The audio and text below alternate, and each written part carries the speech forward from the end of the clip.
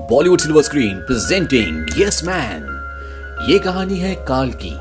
Karl एक bank में loan officer है। वो दुनिया को लोन बांटता है, लेकिन अपनी जिंदगी में वो बहुत ही निराश और उदास होता है क्योंकि उसकी पत्नी से उसका डाइवोर्स हो चुका है। वो अपने दोस्तों से मिलने नहीं जाना चाहता, कुछ करना नहीं चाहता, सोशल गैदरिंग नहीं चाहता, क्योंकि उसे लगता है कि उसकी जिंदगी में सिर्फ अंधेरा ही अंधेरा है। वो हर किसी से दूर रहना चाहता है। एक बार वीडियो लाइब्रेरी में उसके दोस्त का कॉल आता है। वो कहता है कि मैंने तुम्हें मैसेज किया था, आज रात को हम सब डिनर पर जा रहे हैं। कार्ल कहता है कि मुझे कोई मैसेज नहीं मिला, दरअसल मैंने पढ़ा नहीं क्योंकि मैं बहुत बिजी हूँ, मैं केस पर काम कर रहा हूँ। वो कहता है कि तुम्हें आना पड़ेगा, हम सब ने प्लान बनाया है। कार्ल कहता है कि मेरे पास एक बहुत जरूरी केस है, मैं उसी की फाइल देख रहा हूँ। उसका दोस्त कहता है कि मैं तुम्हें साफ साफ देख सकता हूँ, तुम वीडियो लाइब्रेरी की लाइन में खड़े हो, अब नाटक मत करो और चलो हमारे साथ। कार्ल को ना चाहते हुए भी उनके साथ जाना पड़ता है, और जब वो क्लब में होते हैं तभी उसे अपनी पत्नी वहां पर दिखती है, जो कि अपने बॉयफ्रेंड के साथ होती है। इन दोनों के डाइवोर्स को 3 साल हो चुके हैं और कार्ल अपनी पत्नी स्टेफनी को देखकर आंखें चुराता है। वो उसका सामना नहीं करना चाहता। कार्ल की पत्नी वहां पर आ जाती है और कार्ल बहाना करके वहां से निकल जाता है। दरअसल उसकी जिंदगी में उसका कॉन्फिडेंस डाउन हो चुका है, उसकी जिंदगी में निराशा है, अकेलापन है, इसीलिए उसे कुछ भी अच्छा नहीं लगता। कार्ल के पड़ोस में एक बुढ़िया रहती है जो उस पर लाइन मारती है, बार बार उसे वो अपने घर पर चलने के लिए कहती है, लेकिन कार्ल हमेशा ना कर देता। वो कोई ना कोई बहाना करके वहां से निकल जाता है। वहीं जब कार्ल ऑफिस जाता है तो उसका सीनियर उसे बोलता है कि तुम्हें पता है ना, हम एक प्रमोशन की बात कर रहे थे। कार्ल कहता है कि हाँ मुझे पता है। वो कहता है कि वो तुम्हें नहीं मिला बल्कि किसी और को मिल गया। कार्ल कहता है कि कोई बात नहीं। दरअसल कार्ल इस तरह की बातों के लिए पहले से तैयार होता है। इसके बाद वहां पर कुछ लोग लोन लेने के लिए भी आते हैं, लेकिन कार्ल उनके डॉक्यूमेंट्स पूरे ना होने की वजह से उन्हें ना कह देता है, यानी कि लोन को डिक्लाइन कर देता है। कार्ल को कभी फोन आता है तो फोन नहीं उठाता, वो अपने आप में ही रहना चाहता है। लंच टाइम में जब कार्ल बाहर जाता है तो वहां पर उसका एक पुराना दोस्त आता है और वो उसे कहता है कि तुम अभी तक यही काम कर रहे हो। कार्ल कहता है कि हाँ मैं यही काम कर रहा हूँ, तुम क्या करते हो? वो कहता है कि मैं दुनिया घूम रहा हूँ क्योंकि मैं हूँ यस मैन। और वो उसे एक ब्रोशर दिखाता है और कहता है कि तुम्हें इस प्रोग्राम में जरूर जाना चाहिए। वो कहता है मैं जानता हूँ कि तुम इस बैंक में काम करना नहीं चाहते, ये लो पत्थर और तोड़ दो इस बैंक का शीशा। कार्ल कहता है कि नहीं मैं ऐसा नहीं कर सकता। उसका दोस्त बोलता है कि अब मुझसे पूछो। वो कहता है क्या तुम इस बैंक का शीशा तोड़ना चाहते हो? वो कहता है कि यस, और वो उस बैंक का शीशा तोड़कर वहां से भाग जाता है और जाते हुए कहता है कि उस जगह जरूर जाना जो ब्रोशर मैंने दिया है, तुम अपनी लाइफ जियो, कभी भी तुम रिग्रेट नहीं करोगे। दरअसल कार्ल की जिंदगी में सबसे ज्यादा यूज होने वाला वर्ड नो होता है। वो हर चीज के लिए मना कर देता है। वो किसी पार्टी में नहीं जाता, वो कुछ खरीदना नहीं चाहता, वो अपनी बोरिंग लाइफ को जी रहा है, लेकिन अपनी पत्नी को वो आज भी मिस करता है। वो अपनी पत्नी को कॉल करता है। वो कहता है कि मैं तुम्हें मिस कर रहा हूँ स्टेफनी। स्टेफनी कहती है कि मैं अपने बॉयफ्रेंड के साथ बाहर जा रही हूँ। कार्ल कहता है कि हाँ तुम्हें जाना चाहिए, और इसके बाद वो फोन रख देता है। यहाँ तक कि उसके दोस्त की एंगेजमेंट पार्टी भी होती है, लेकिन कार्ल उस पार्टी में भी नहीं जाता। इस बात से कार्ल का दोस्त उससे नाराज हो जाता है। वो कहता है कि अगर तुमने अपनी जिंदगी नहीं बदली तो तुम हमेशा के लिए अकेले रह जाओगे, और ये कहकर वो वहां से चला जाता है। अब कार्ल उस सेमिनार में जाता है जिस सेमिनार का ब्रोशर उसके दोस्त ने उसकी कंपनी के बाहर उसे दिया था। इसका नाम होता है यस सेमिनार। यहाँ पे उसका वही दोस्त मिलता है जिसने उसको ब्रोशर दिया था, जिसका नाम निक है। और यहाँ पर जो मोटिवेशनल गुरु होते हैं उनका नाम टेरेंस होता है। और टेरेंस ये पूछते हैं कि यहाँ पर पहली बार कौन है? निक बोलता है कि यहाँ पर मेरा दोस्त कार्ल, ये पहली बार आया है। टेरेंस जो कि मोटिवेशनल गुरु है वो उसे कहते हैं कि तुम यहाँ पर ऊपर स्टेज पर आओ, लेकिन कार्ल कहता है कि नो थैंक यू, मैं यहीं पर आया हूँ। ये सुनने के बाद वहां पर टेरेंस बोलता है तुमने क्या कहा? वो कहता है कि मैं यहीं पर ठीक हूँ। वो कहता है उससे पहले, वो कहता है थैंक यू, कहता है थैंक यू से पहले। वो कहता है नो, और नो यहाँ पर बोलना बहुत बड़ी बात है। सब उसे नो मैन कहते हैं। टेरेंस कहता है कि अगर तुम मेरे पास नहीं आ सकते तो मैं तुम्हारे पास आ जाता हूँ, और वो भागता हुआ कार्ल के पास चला जाता है। वो कहता है कि तुम जिंदा नहीं हो, तुम सालों से एक ही काम में अटके हुए हो, और ना तुम्हारी कोई गर्लफ्रेंड है, ना कोई तुम्हारा फ्रेंड है, और तुम अपना प्यार भी खो चुके हो क्योंकि तुम्हें जीना नहीं आता। कार्ल कहता है कि मैं बहुत टफ टाइम से गुजरा हूँ। टेरेंस कहता है कि तुम वादा करो जब तुम इस बिल्डिंग से बाहर निकलोगे तो तुम हर एक अपॉर्चुनिटी को यस कहोगे, नो कभी नहीं कहोगे, और ये वादा तुम्हें अपने आप से करना होगा। कार्ल कहता है कि यस मैं ऐसे करूंगा। हालांकि कार्ल यस नहीं कहना चाहता, लेकिन यहाँ पर उसके ऊपर इतना प्रेशर होता है कि उसे ना कहने की हिम्मत ही नहीं होती, और वो यस कह देता है। अब जब वो बाहर जाता है और अपनी गाड़ी के पास होता है तभी वहाँ पर एक आदमी आता है और वो कहता है क्या तुम मुझे एलिजियन पार्क तक छोड़ दोगे? हालांकि कार्ल नो कहने वाला होता है, लेकिन तभी उसका दोस्त निक वहाँ पर आ जाता है। वो कहता है हाँ ये छोड़ देगा, कहो यस। और कार्ल को यस कहना पड़ता है। जब वो आदमी गाड़ी में बैठता है तो कार्ल से उसका फोन मांगता है। वो कहता है क्या मैं तुम्हारा फोन यूज कर सकता हूँ, और कार्ल एक बार फिर से यस कहता है। इसके बाद एलिजियन पार्क आ जाता है। वो आदमी उतर जाता है और वो पूछता है क्या तुम्हारे पास कुछ पैसे हैं। कार्ल नो कहना चाहता है, लेकिन तभी उसको वो बात याद आ जाती है और वो कहता है यस। वो उसे कुछ पैसे देने लगता है। वो कहता है तुम तो बहुत अमीर हो, मुझे सारे पैसे दे दो, और कार्ल उसे सारे पैसे दे देता है। अब कार्ल जब वहां से ड्राइव करके आगे जाता है तो उसकी गाड़ी खराब हो जाती है। अब ना तो उसके पास पैसे हैं और ना ही उसके फोन में बैटरी की किसी को कॉल करके मदद के लिए बुला सके, क्योंकि उस आदमी ने फोन कर करके बैटरी खत्म कर दी है। कार्ल पेट्रोल पंप की तरफ पैदल ही जाता है और पेट्रोल पंप में अपना क्रेडिट कार्ड स्वाइप करके डिब्बे में पेट्रोल भर रहा होता है। और तभी वहां पर टू व्हीलर पर एक लड़की आती है और वो कार्ल की फोटो खींच लेती है। वो कहती है कि शायद तुम्हारी गाड़ी का पेट्रोल खत्म हो गया, क्या मैं तुम्हें छोड़ दूं? कार्ल कहता है कि यस, और वो उसके स्कूटर में बैठ के अपनी गाड़ी तक पहुंच जाता है। अब ये लड़की जो यहाँ पर कार्ल को छोड़ने आई है, इसका नाम एलिसन होता है। एलिसन बोलती है क्या तुम ठीक हो? कार्ल कहता है कि हाँ, अगर एक किस मिल जाती तो अच्छा होता। दरअसल वो ये बड़बड़ाता है, लेकिन एलिसन सुन लेती है और वो उसे एक किस करके वहां से निकल जाती है। और कार्ल सोचता है कि ये सब कुछ यस की वजह से हुआ है। अगर मैं यस नहीं बोलता, उस भिखारी को लिफ्ट नहीं देता, मेरी गाड़ी का पेट्रोल खत्म नहीं होता, तो मुझे नई किस मिलती, नई लड़की मिलती। और वो ये फैसला कर लेता है कि अब हर बात का जवाब वो यस में देगा। सैटरडे को उसका ऑफ होता है, लेकिन उसका बॉस जब उसे फोन करता है और कहता है कि हमें ऑफिस में तुम्हारी जरूरत है, क्या तुम आ सकते हो? कार्ल कहता है कि यस, और वो ऑफिस पहुंच जाता है। ऑफिस पहुंचने के बाद वो अपने कंप्यूटर में देखता है कि एक मेल आया होता है जहां पर उसे लड़की से मिलने का मौका होता है। दरअसल ये एक सोशल साइट होती है और वो ये डिसाइड करता है कि वो इस लड़की से मिलेगा।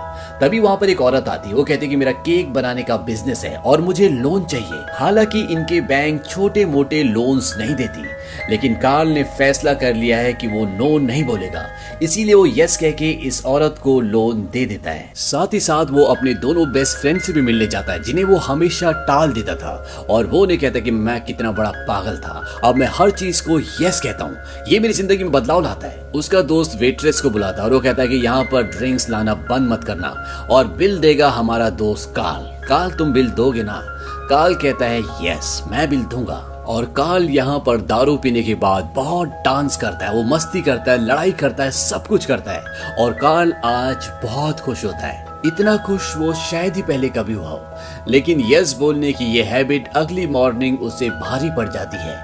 वो बुढ़िया जो उसे हमेशा लाइन मारती है, वो उसके पास आती है। वो कहते क्या तुम मेरे कुछ सेल्फ को सेट कर दोगे? कार्ल कहता है कि यस, और वो उसके घर पर जाता है। और काम पूरा करने के बाद वो बूढ़ी औरत उसे सेक्सुअली हैरेस करने की भी कोशिश करती है, लेकिन कार्ल नो कहकर वहां से चला जाता है। लेकिन जैसे वो बाहर जाता है वो सीढ़ियों से गिर जाता है और एक कुत्ता उसे काटने ही वाला होता है। और कार्ल समझ जाता है कि नो कहना उसकी जिंदगी में कितना खतरनाक है। वो वापस उस बुढ़िया के पास जाता है और वो बुढ़िया जो उसके साथ करना चाहती है वो करती है। लेकिन कार्ल को भी इसमें बहुत मजा आता है। वो उसके रास्ते में आने वाली किसी भी अपॉर्चुनिटी को नो नहीं कहता। वो गिटार क्लास जाता है, वो प्लेन उड़ाना सीखता है और साथ ही साथ वो कोरियन लैंग्वेज भी सीख रहा होता है। और साथ ही साथ उसके बॉस के साथ जो उसके रिश्ते पहले ठीक नहीं थे, अब वो बिल्कुल नॉर्मल है, वो बहुत अच्छे हैं। और यहाँ पर लोन लेने के लिए कोई भी आदमी आता है, कार्ल किसी को भी नो नहीं कहता, चाहे लोन छोटा हो चाहे बड़ा। कार्ल सबको यस कहता है। और साथ ही साथ कार्ल के रास्ते में हर रोज एक आदमी खड़ा रहता था। वो उसे ब्रोशर दिखाता था और एक बार में आने के लिए इनवाइट करता था। दरअसल वो अपने बार की, अपनी कंपनी की एडवर्टीजमेंट कर रहा होता था, लेकिन कार्ल हमेशा नो कह देता है। और इस बार वो उसका ब्रोशर लेता है और कहता है मैं जरूर आऊंगा। और वो उस बार में पहुंच जाता है। और जब वो बार में पहुंचता है तो वो देखता है कि वहां पर वही लड़की है जिसने उसे स्कूटर में लिफ्ट दी थी, जिसने उसे किस दी थी, जिसका नाम एलिसन है। और उसे देखकर कार्ल बहुत खुश होता है। एलिसन दरअसल यहाँ पर गाना गाती है, वो एक सिंगर है। जब उसका गाना खत्म हो जाता है तो वो कार्ल के पास आती है। वो कहती है तुम यहाँ पर मेरा पीछा कर रहे हो? कार्ल कहता है कि नहीं, मैं ऐसा नहीं कर सकता। और इसके बाद ये दोनों वॉक करते हैं। एलिसन उसे बताती है कि मैं एक सिंगर हूँ और साथ ही साथ एक जॉगिंग फोटोग्राफी क्लास की टीचर भी हूँ। ये क्लास सुबह 6 बजे शुरू होती है। वो कार्ल को वहां पर आने के लिए कहती है और कार्ल डिसाइड करता है कि वो 6 बजे वहां पर जाएगा। रात को उसके दोस्त का फोन आता है और वो उसे पार्टी में बुलाता है और कार्ल यस कह के पार्टी में चला जाता है। वो पूरी रात दारू पीता है और सुबह 6 बजे एलिसन की क्लास में पहुंच जाता है। और वहां पर वो उसकी क्लास के साथ रनिंग करता है, भागते भागते फोटोग्राफी करता है। काल की पूरी जिंदगी बदल चुकी है। जहां एक वक्त में वो सुस्त उदास रहता था, अब वो खिलखिलाता रहता है। और ये सब एक वर्ड की वजह से हुआ है, जिस वर्ड को हम कहते हैं यस। काल का बिहेवियर देख के, उसका नेचर देख के एलिसन उससे बहुत इम्प्रेस हो जाती है और इन दोनों की दोस्ती हो जाती है। वहीं दूसरी तरफ ये दिखाया जाता है कि काल एक साइट से एक लड़की से मिलने जाता है। ये एक ईरानी लड़की होती है, क्योंकि काल का जीवन बदल चुका है। उसके सामने जो कुछ भी आता है वो हर किसी को यस कह देता है। इसी तरह उसकी कंप्यूटर की साइट पे एक वेबसाइट आई थी जिसमें उसे यस और नो में आंसर देना था। वो यस में आंसर दे देता है और इसके बाद इस लड़की के साथ डेट पर आता है। लेकिन उसे इस लड़की में कोई भी इंटरेस्ट नहीं होता। वो पसंद करता है एलिसन को। यहाँ इस डेट में उसके साथ उसका दोस्त पीटर भी बैठा होता है और तभी उसकी मंगेतर वहां पर आती है जिसका नाम है लूसी। वो उदास होती है। वो कहती है कि मेरी ब्राइडल पार्टी मुझे कोई भी नहीं दे रहा। पीटर कहता है कि मेरे पास इसका इलाज है। वो काल से कहता है, काल तुम क्या लूसी की ब्राइडल पार्टी दोगे? और काल कहता है कि यस। लूसी काल को पसंद नहीं करती थी, लेकिन उसके यस कहने के बाद वो कहती है तुम तो कमाल के हो। अगले दिन ये सब काल के दोस्त के घर में पार्टी में जाते हैं। काल वहां पर एलिसन को भी अपने साथ ले जाता है और पार्टी के बाद काल और एलिसन उसके 2 व्हीलर पर घूमते हैं। लेकिन इस बार उसका 2 व्हीलर काल खुद चलाता है और वो इस मोमेंट को बहुत इंजॉय करता है। और इसी रात को ये दोनों एक बंद स्टेडियम के अंदर जाते हैं और वहां पर ये दोनों एक दूसरे को किस करते हैं। वहीं दूसरी तरफ बैंक में दिखाते हैं कि काल के पास लोन लेने वालों की लाइन लगी होती है, क्योंकि वो किसी को भी नो नहीं कहता। और यहाँ पर उसके सीनियर भी आते हैं और वो काल को अकेले में बुलाते हैं। काल को लगता है कि अब उसकी नौकरी गई, लेकिन उसका सीनियर ऑफिसर उसे शाबाशी देता है। वो कहता है कि तुम लोगों को छोटे मोटे लोन देते हो, इससे पहले कंपनी ने कभी भी ऐसे लोन नहीं दिए थे और ये लोन देने से हमारी कंपनी ग्रो कर रही है, क्योंकि जितने भी लोगों को तुमने लोन दिया है वो सब के सब अपना लोन टाइम पर भरते हैं और ये हमारी कंपनी के लिए एक अच्छा आइडिया है। और वो काल को प्रमोशन भी देता है। काल अपनी जिंदगी में इतना पॉजिटिव हो चुका होता है कि वो जहां भी जाता है वहां खुशियां फैलाता है। अब एक बार वो देखता है कि एक आदमी सुसाइड करने वाला होता है और वो ऊपर जाकर उसके फ्लैट में पहुंच जाता है और उसके लिए जंपर सॉन्ग का गाना गाता है, जो कि एक मोटिवेशनल सॉन्ग है। और इस तरह से वो उसकी जान भी बचा लेता है। अब काल और एलिसन घूमने का डिसाइड करते हैं और जब काल एयरपोर्ट पर होता है तो उसकी वहां पर एक्स वाइफ भी उसे मिलती है और वो काल को बोलते हैं कि हमने तुम्हें टीवी पर देखा था, तुमने उस आदमी की जान बचाई। वो कहता है बस वो तो यूं ही। यहाँ पर काल का रूप पूरी तरह से बदला हुआ होता है और ये देखकर उसकी एक्स वाइफ स्टेफनी पूरी तरह से हैरान होती है। वो उन्हें कहता है कि मुझे अपनी गर्लफ्रेंड के साथ कहीं घूमने जाना है। स्टेफनी पूछती है कि तुम कहाँ जा रहे हो? काल कहता है कि पता नहीं, हम यहीं आके डिसाइड करने वाले थे। और इसके बाद वो एलिसन के पास जाता है और वो टिकट काउंटर के पास जाके कहते हैं कि जो भी यहाँ से पहली फ्लाइट है हमें उसका टिकट दे दो। और सबसे पहला फ्लाइट होता है नीब्रास्का का। ये दोनों वहां पर चले जाते हैं और वहां पर काल की स्पॉन्टेनिटी, उसका ह्यूमर और उसकी जिंदगी जीने के तरीके को देखकर एलिसन उससे इम्प्रेस हो जाती है और वो कहती है कि यहाँ से वापस जाने के बाद क्यों ना हम दोनों एक साथ शिफ्ट हो जाएं। काल इस बात से खुश होता है और वो हाँ कह देता है, क्योंकि उसकी जिंदगी में भी अकेलापन है, प्यार की कमी है। और जब वो एयरपोर्ट पर टिकट ले रहे होते हैं वापस जाने के लिए, तभी वहां पर कस्टम ऑफिसर्स आते हैं और वो कहते हैं कि हमें आपसे कुछ सवाल पूछने हैं। और वो इन दोनों को एक सेपरेट कैबिन में ले जाते हैं और काल से पूछते हैं क्या तुम अमेरिका से नफरत करते हो? काल कहता है कि नहीं, मैं ऐसा नहीं करता। और वो काल को कहते हैं कि तुमने हाल ही में प्लेन उड़ाना सीखा, तुमने कोरियन भाषा सीखी, तुमने एक फर्टिलाइजर कंपनी को लोन दिया शायद बॉम्ब बनाने के लिए, और साथ ही साथ तुम एक ईरानी लड़की के साथ भी देखे गए। तुम्हारी शादी सिर्फ 6 महीने चली, क्या तुमने ये इमिग्रेशन के लिए किया था? यहाँ पर एलिसन को नहीं पता होता कि काल की शादी हो चुकी है। काल कहता है कि मैं बताने वाला था। दरअसल ये ऑफिसर काल की इन सब हरकतों से, इन सब एक्टिविटी से ये समझते हैं कि वो एक टेररिस्ट है, लेकिन ये सच नहीं होता। काल कहता है कि मैं अपने वकील से बात करना चाहता हूँ और काल का वकील वहां पर आता है और वो इन पुलिस वालों को उस सेमिनार के बारे में बताता है जिसका नाम है यस।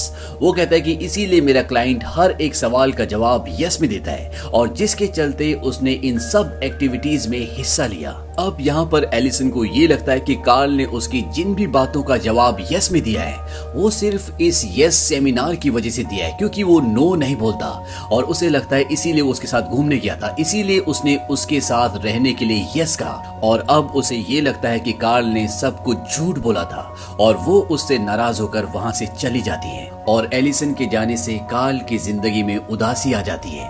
वो हमेशा उसे याद करता है, वो उसे फोन भी करता है, उसके शो में भी जाता है, लेकिन एलिसन उससे बात नहीं करती। और इस तरह से एक बार फिर से कार्ल की जिंदगी में उदासी आ जाती है, जिसके चलते वो अपने दोस्त की फियांसे, जिसे उसने मैरिज शावर पार्टी देने का वादा किया था, वो भूल जाता है। लेकिन जब उसका दोस्त उसे फोन करता है तो वो उनके लिए एक बहुत बड़ी पार्टी अरेंज करता है। यहाँ पर उसके सभी दोस्त होते हैं और इस पार्टी को सब एंजॉय करते हैं, लेकिन कार्ल उदास होता है। अब इसी पार्टी में कार्ल की एक्स वाइफ का उसे कॉल आता है, वो उसे बुलाती है, वो रो रही होती है। और जब कार्ल उसके घर पर जाता है तो वो कहती है कि जो मेरा बॉयफ्रेंड था उससे मेरा ब्रेकअप हो चुका है और वो कार्ल को एक बार फिर से अपनी जिंदगी में चाहती है, इसीलिए वो उसे प्यार करना शुरू कर देती है। लेकिन कार्ल बोलता है कि नहीं, मैं ये नहीं कर सकता, और वो ये कहकर वहां से चला जाता है। उसने नो कहा है, नहीं कहा है, इसीलिए उसकी जिंदगी में सब कुछ गलत होना शुरू हो जाता है। दरअसल ये कार्ल के दिमाग का वहम होता है और वो उसी मोटिवेशनल गुरु के पास जाता है जिसने उससे ये प्रॉमिस मांगा था कि वो हमेशा यस में जवाब देगा, जिसका नाम टेरेंस है। वो उसकी गाड़ी की पीछे वाली सीट में छुप जाता है और जब टेरेंस गाड़ी चला रहा होता है तो अचानक से सामने निकलकर कहता है कि टेरेंस घबराना मत, और तभी इनकी गाड़ी एक दूसरी गाड़ी से टकरा जाती है और ये दोनों ही हॉस्पिटलाइज हो जाते हैं। और हॉस्पिटल में कार्ल टेरेंस से बोलता है कि आपको वो रूल बदलना पड़ेगा जहां मुझे हर जगह यस कहना है। टेरेंस कहता है कि ऐसा कोई रूल नहीं था, मैंने ऐसा इसलिए कहा था क्योंकि तुम मेरी बात नहीं मान रहे थे। तुम्हें यस कहना चाहिए, लेकिन इसलिए नहीं कि तुम्हें यस कहना है। मैंने ये इसलिए कहा था ताकि तुम्हारे दिल से डर निकल जाए।